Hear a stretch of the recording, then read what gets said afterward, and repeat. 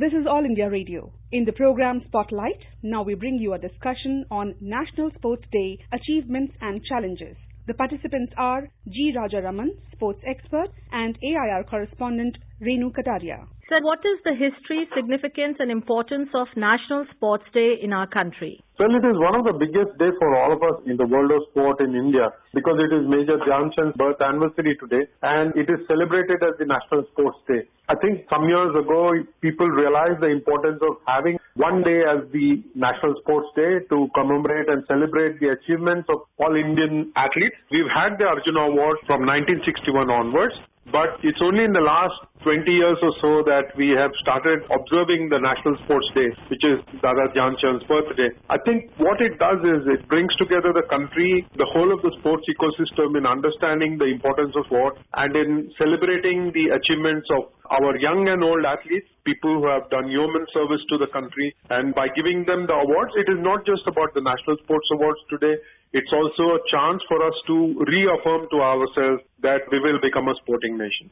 So now let's talk about the virtual awards ceremony, which was one of the highlights of the awards part, which broke the routine and was first of its kind. What kind of a challenge were we facing? I think it was great in terms of the logistics that has been put together by the Sports Authority of India and by the other ministries concerned, bringing together people under different roofs. Typically, this would happen at the Rashtrapati Bhavan in the Ashoka Hall most of the time. And it's a very solemn ceremony, one that gives us all goosebumps. But to bring together athletes at different locations across the country and then to have the president give away the awards in a virtual ceremony, it is a first. It does help to lift the mood of the nation because we have been battling COVID and sport has not happened for a while now. So it was important that a ceremony like this was held. There will be criticism, there will be all kinds of opinion, but I think it was important that people came together and celebrated sport like we always must, and the importance of Major Dhyan Chand's birthday is not lost on anyone, and to have a function like this where 60 people at different locations were feted and celebrated. And I think it is a very important milestone in Indian sporting history. It may be forgotten some years from now, but it was important that the ceremonies were gone through like it was today. 3 out of the 5 Khel Ratna awardees were women, which proves that our country is on the right track concerning female participation in sports.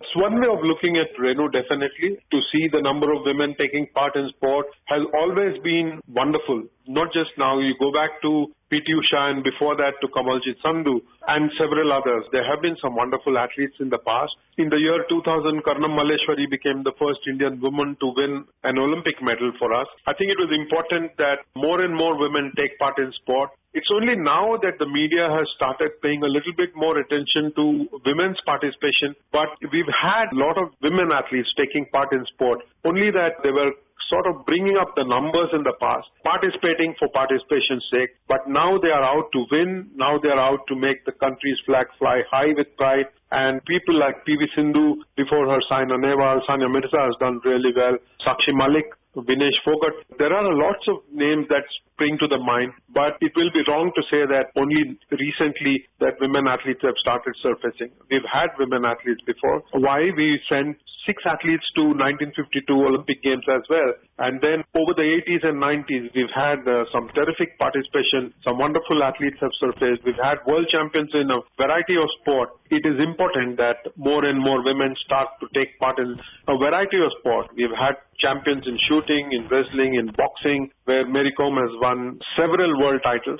It's very important that we celebrate every single woman who's come out to play sport, not just the champions who've done well for themselves and for the country, but also every single woman who has stepped out to play, sometimes defying social norms. It has been wonderful, even watching them from the distance and celebrating their rise as a force. Sir, due to the pandemic, we are seeing a transformation in all fields of life, and sports is no different. Sports leagues and tournaments have always been dependent on TV broadcast and live audiences. So now what change will we see in the long-term transformation? Well, uncertainty and COVID go hand in hand, and nobody really is able to foresee what is likely to happen in the future. Hopefully, COVID will go away, there will be a vaccine, and the world will be rid of COVID sooner than later. But until that happens, I think you might get to see empty stands in several sporting venues. We are used to watching sport before empty stands. There have been athletes who are conditioned to performing in silence. So for them, it may not be very different. But for sports like cricket, for example, where there is always a crowd for T20 format or for 50-over format, there is always a crowd when Sindhu is playing in India or Saina Nehwal is playing in India. And those crowds, when they go silent without spectators, it might be difficult for the players. But I think they've all got conditioned in the last 5 months to believe that crowds will be missing and that they will have to treat some of the competitions in the future like they do training. It's going to be difficult for them to make that mental adjustment. I think that is the single biggest change that we're going to see. The other important change is that athletes will become a lot more health conscious. They will start asking people to wear masks a lot more, especially if they're spotting spectators in the stadia.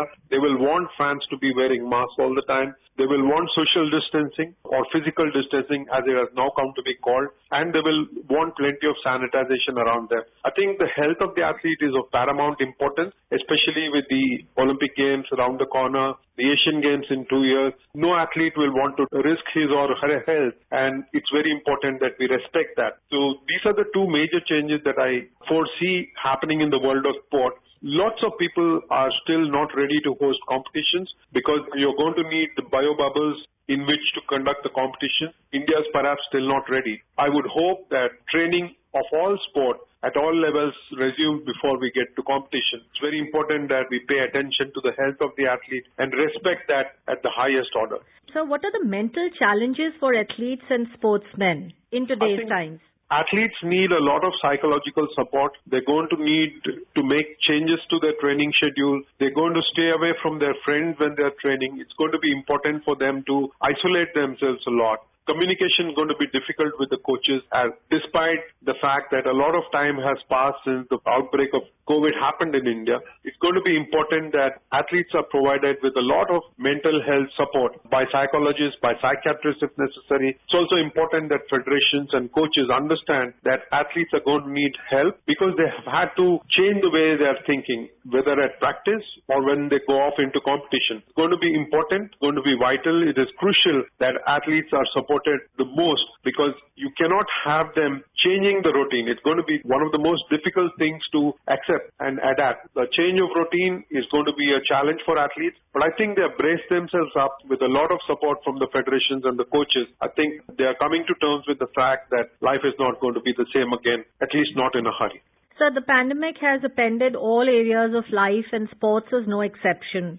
What strategies is the sports industry adopting in response to the disruption?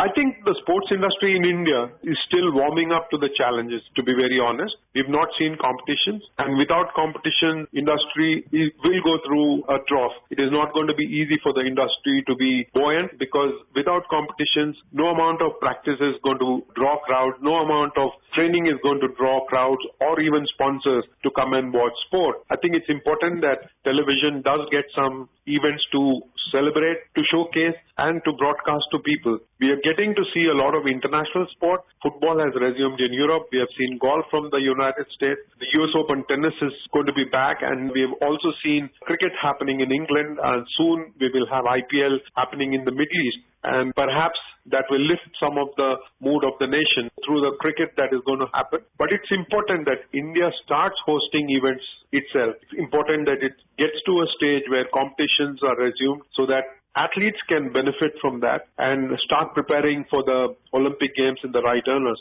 The Olympics were postponed because of the pandemic, and with one more year extra, a lot of the senior athletes who would have been looking to compete in 2020 but will now be a year older when the Olympic Games are happening, they will be challenged. And I think it's important that federations, even the Sports Authority of India, pay some attention to that and to the fact that some of the athletes have been infected, and to keep monitoring them and to see whether they are fit enough to be back in the national squad is going to be crucial. I wonder how the federations are going to respond to this. At the moment, they're just focusing on training athletes. They need to bring their light on competition sooner than later. Even the minister, Mr. Kiran Rijiju, has been speaking about resumption of competition. But I hope that sometime in October, late October or early November, we will get to see some competition and that athletes will get back to life as close to normal as is possible.